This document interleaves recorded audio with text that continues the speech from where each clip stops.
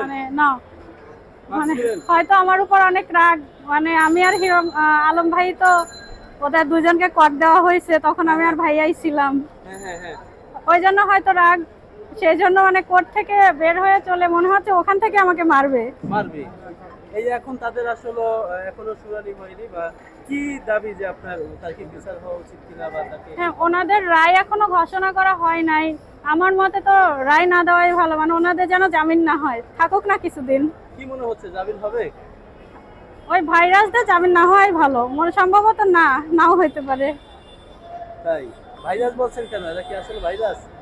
আপনারা তো নিজেরাই দেখেন কিভাবে ভিডিও করে, আসলে হইতে ভাইরাস। আর যে ছেলেটা ওর সঙ্গে আছে ও তো মানে করোনার থেকেও বিষাক্ত। করোনার চেয়েও বিষাক্ত ওই ছেলেটা? হ্যাঁ, আসলে অনেকেই বলছে যে এরা নাকি আচ্ছা, ম্যাক্সবের বিরুদ্ধে অনেক ধরনের অভিযোগ রয়েছে, ইতিমধ্যে অনেক মেয়ে তার দ্বারা নির্যাতিত হয়েছে। এই বিষয়টা আপনি কতটুকু জানেন একটু বলবেন?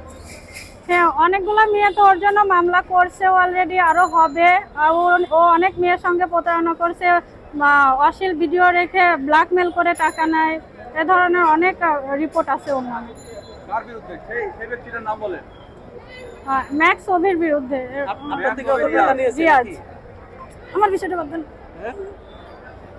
আচ্ছা, একটু বলবেন যে আসলে এই ম্যাক্সবি কোন ধরনের মেয়েদেরকে টার্গেট করতেছে? টাকাওয়ালা, ধনী, এরকম লোকদের কিনা? মানে ও এরকম দেখে যাদের একটু টাকা আছে, যারা মানে হচ্ছে আহ, আহ, ভালো ফ্যামিলির, তাদেরকে যেন টাকা দেওয়ার পরেও ওর মেয়েরা সম্মানের ভয়ে যেন ওর কোনো কিছু না করতে পারে, এই জন্যই ওই রকম দেখে দেখে, ওই ফ্যামিলির দেখে দেখেই টার্গেট করে।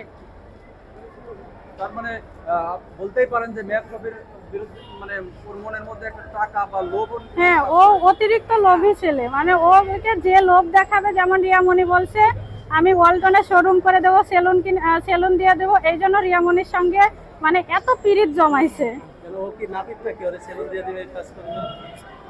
দিয়ে দিবে, এই লোভ দেখে ওর কাছে রাখছে, ও তো খুব লোভী।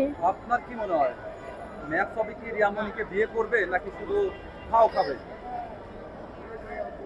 আমার তো মনে হয় না যে ম্যাক্সবি রিয়ামণিকে বিয়ে করবে, রিয়ামণি ম্যাক্সবিকে বিয়ে করবে।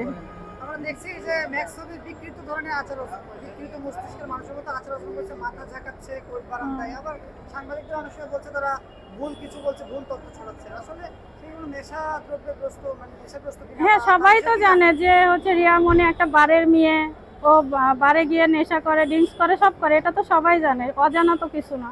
ম্যাক্সবির কথা কি বলবেন? ম্যাক্সবেও বারে যায়, নেশা করে রিয়ামণির সঙ্গেই। একসাথেই থাকে? হ্যাঁ, ওরা একসঙ্গেই থাকে।